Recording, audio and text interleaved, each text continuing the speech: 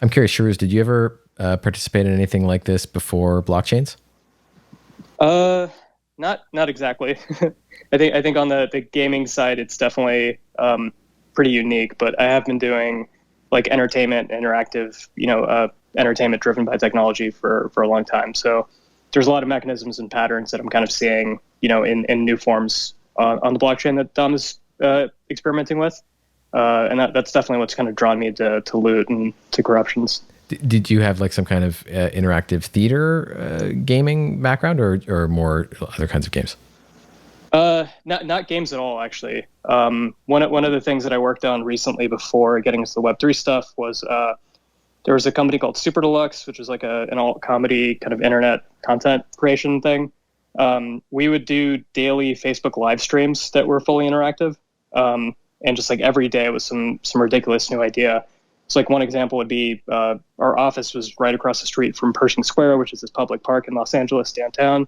So we would send out like people to go and with cardboard signs, so you could pay a protester through like the Facebook live stream, and then we would scribble down whatever the message was that somebody had purchased, and then have somebody, protesting that thing on camera. So like just a lot of like real time interaction stuff like that. But because we were doing a different format every day, there were just constantly kind of new mechanisms that we were playing with, new ways of kind of engaging an audience and, seeing what gets them excited. So I think a lot of that experience is definitely informing like Web3 blockchain entertainment stuff for me, at least.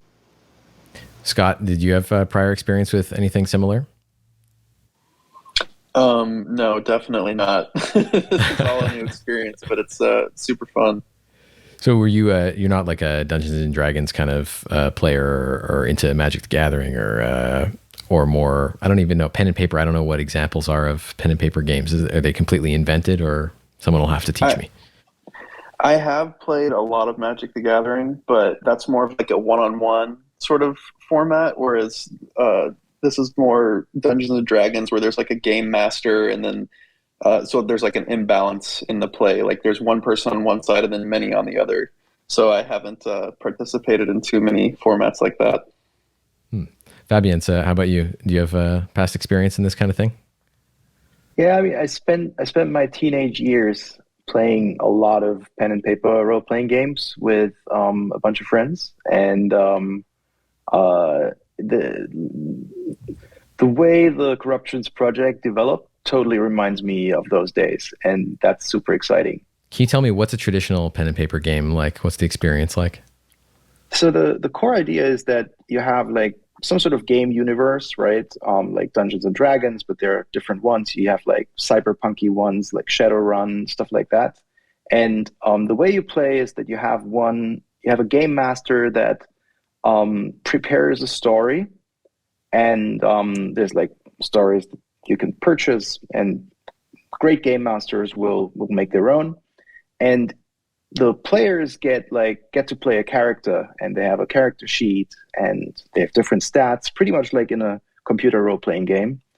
And then you play the game as a group, with the game master taking the role, if you want to take this into a computer metaphor, the game master taking the role of the AI, so to say, and the sort of like rendering the world, describing the circumstances, driving the narrative.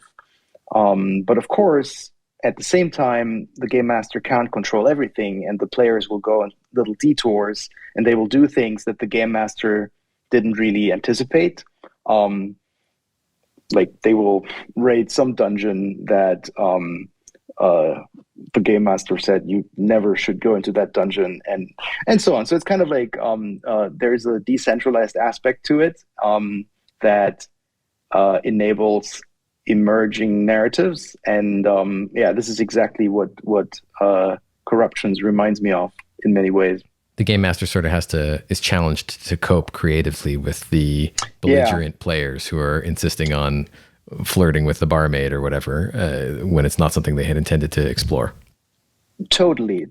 And like a great game master, like she'll be able to wing it, and to improvise. And that's clearly what we've been seeing with Dom. So I think he'd be an absolutely outstanding pen and paper game master too. Maybe he No is. question. I wonder. Probably, yeah. Yeah, I wouldn't probably. be surprised. Not at all.